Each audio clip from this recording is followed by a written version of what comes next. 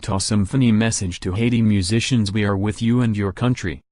About 20 of us from the Utah Symphony recently spent a week in Cap-Haitien, in the north of Haiti.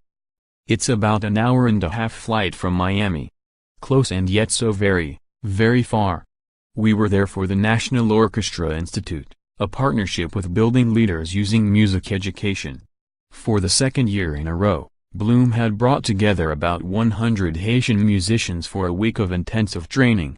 I'm the conductor of the Utah Symphony, and I first learned about the institute last year when John Xteen, one of our cellists, told me in an email that we just want you to know that 17 of us are going to Haiti on our week off to teach music.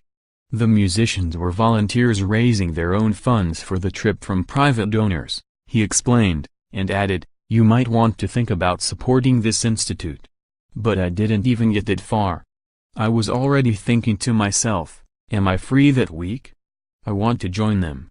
This year, I was even more determined to go after recent unfortunate comments attributed to our president about Haiti and other parts of the world.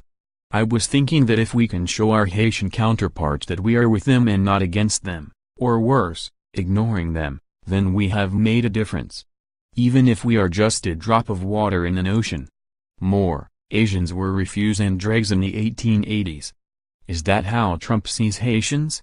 More, orchestras are too important to fail, so there we were, professional musicians prepared to talk about technique and intonation to people, some of them with no electricity, very little clean water, who are taking care of sick parents and struggling to have access to education.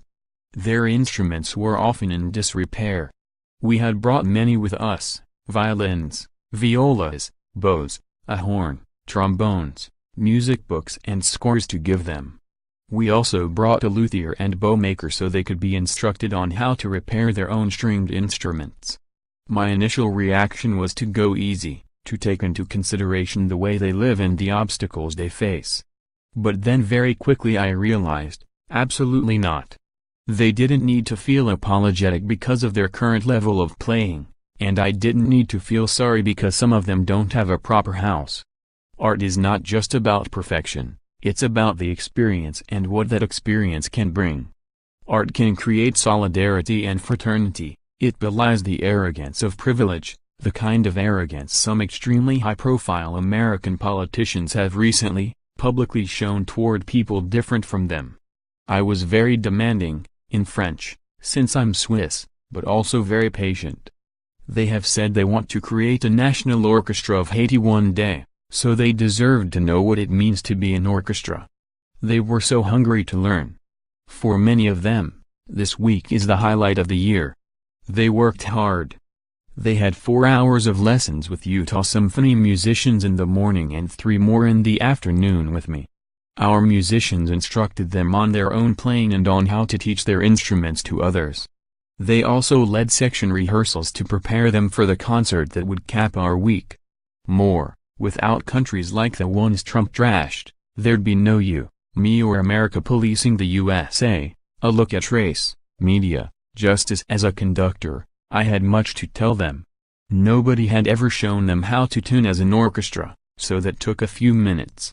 And in an ensemble, you have to listen to each other so precisely, with this idea that playing exactly together, they can create a wave of beauty.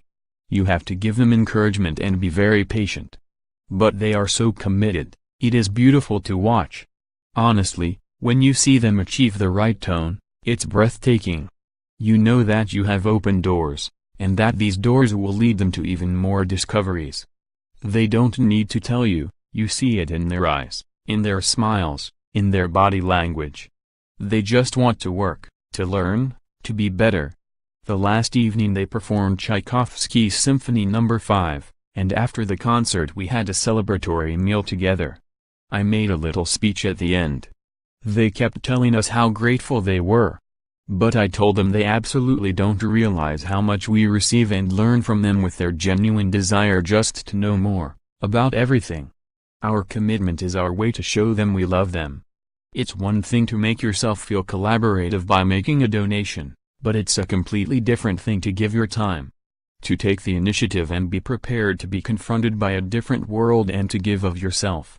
The minimum we can do as artists is to share what drives us every day. A week a year to share and to translate what the notion of art can bring to life in general, it's not too much. I am so proud of the musicians of the Utah Symphony for bringing us there in the first place. We are an orchestra, just one American organization, committed to both our work in America and in developing countries like Haiti, and to the notion of sharing what sounds can bring. We hope to inspire our leaders through our actions. Thierry Fisher is the music director of the Utah Symphony, principal guest conductor of the Seoul Philharmonic, and a frequent guest on international podiums.